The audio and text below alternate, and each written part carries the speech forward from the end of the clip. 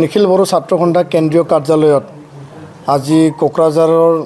সাংবাদিক বন্ধুসকলক আমি আমন্ত্ৰণ জনাইছোঁ আৰু বিশেষকৈ CAA চিটিজেনশ্বিপ এমেণ্ডমেণ্ট এক্ট 2019 13 ডিচেম্বৰত ভাৰতৰ পাৰ্লিমেণ্টত যোনটো বিধেয়ক পাছ হৈছিল আৰু 2024 11 মাৰ্চ যোৱা পৰহি যোনটো ইয়াৰ ৰুলছ গাইডলাইনছ লাগু হৈ গ'ল ইমপ্লিমেণ্টেশ্যনৰ কাৰণে ইয়াক লৈ নিখিল বড়ো ছাত্ৰ সন্থা আমি আজি সংবাদমেল আয়োজন কৰিছোঁ। নিখিল বড়ো ছাত্ৰ সন্থাৰ স্পষ্ট মতামত আমি সদায় একে কথাই কৈ আহিছোঁ যে আমি কা মানি লোৱা নাই আৰু মানি নলওঁ। দ্বিতীয় কথাটো হ'ল কা আমি বিৰোধিতা কৰোঁ আৰু বিৰোধিতা কৰি যাম। অসমৰ খিলঞ্জীয়া ভূমিপুত্ৰৰ স্বাৰ্থত অসমৰ জনজাতি ভূমিপুত্ৰৰ স্বাৰ্থত আৰু স্বাৰ্থ ৰক্ষা কৰাৰ এই দিশটো চাই পেলাই নিখিল বড়ো ছাত্ৰ সন্থা আমি সদায় আমি শংকাবোধ কৰি আহিছোঁ আৰু আমি স্পষ্ট মতামত আমি দাঙি ধৰি আহিছোঁ। তো ইয়াৰ কাৰণে যদিও আইনত কোৱা হৈছে যে ইনাৰ লাইন পাৰ্মিট থকা মিজোৰাম অৰুণাচল নাগালেণ্ড বা মণিপুৰত ইয়াৰ ৰেহাই দিয়া হৈছে বা ইয়াৰ আওতাৰ পৰা বাহিৰত ৰখা হৈছে। 6th schedule tribal area of Assam বুলি লিখা হৈছে বা ত্ৰিপুৰাৰ কথা ইয়াতে উল্লেখ কৰা হৈছে যে BTR 6th schedule Karbi Anglong Dima Hasao আৰু মেঘালয় লগতে ত্ৰিপুৰাৰ কথা ইয়াত উল্লেখ কৰা হৈছে। যদি আমি ইনাৰ লাইনত থকা এই ৰাজ্যবিলাক যদি আমি চাওঁ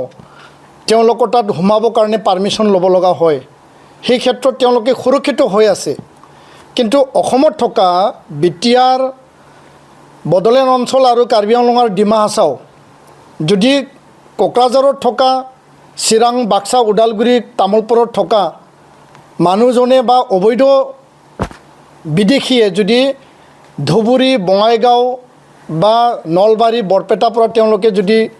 জিলা প্ৰশাসনক বা এম্পাৱাৰ্ড কমিটি যোনটো দিয়া হৈছে এই কমিটিক যদি এপ্লাই কৰে অনলাইন আৰু তেওঁলোকে ভাৰতৰ নাগৰিকত্ব যদি পোৱা যায়, সেই ক্ষেত্ৰত তেওঁ নাগৰিকত্ব পোৱাৰ পিছত য'তেই ইচ্ছা তেওঁ থাকিব পাৰিব। আৰু BTR 6th schedule Bharat Bangladesh সীমান্তত লাগি থকা এটা 6th শিডিউল হয়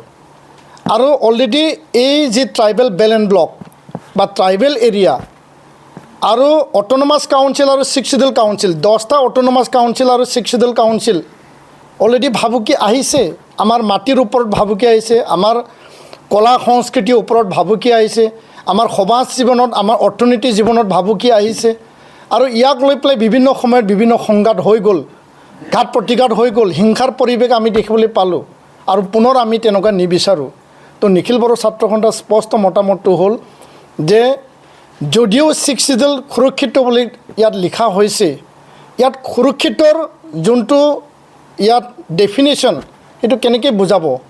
যে আমি কেনেকৈ সুৰক্ষিত। বুজি ল'লোঁ যে কোকৰাঝাৰত এপ্লাই কৰিব নোৱাৰিব,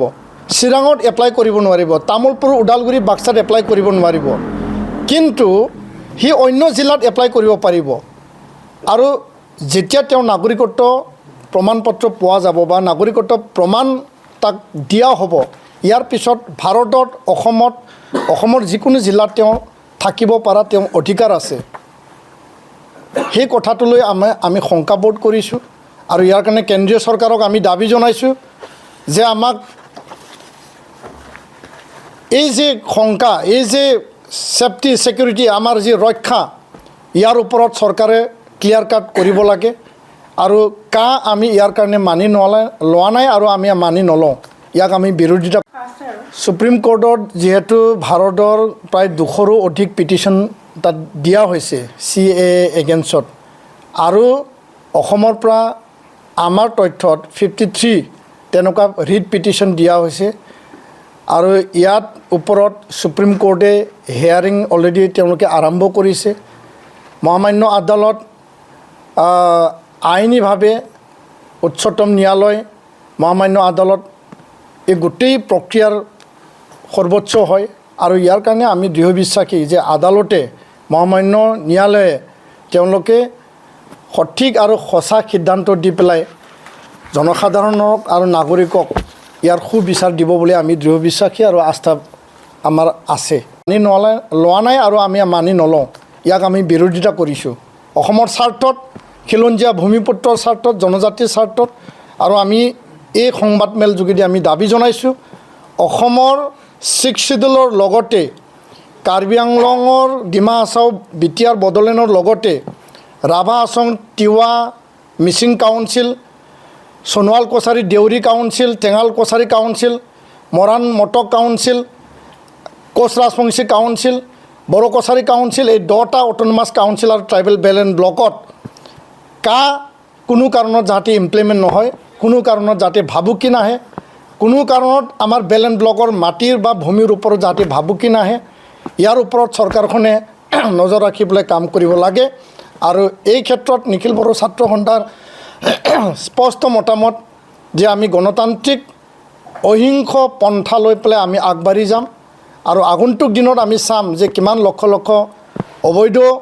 পাকিস্তানৰ পৰা অহা, অবৈধ বাংলাদেশৰ পৰা অহা সেই অবৈধ বিদেশীয়ে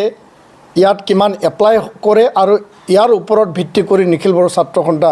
আমাৰ গণতান্ত্ৰিক বা আইনী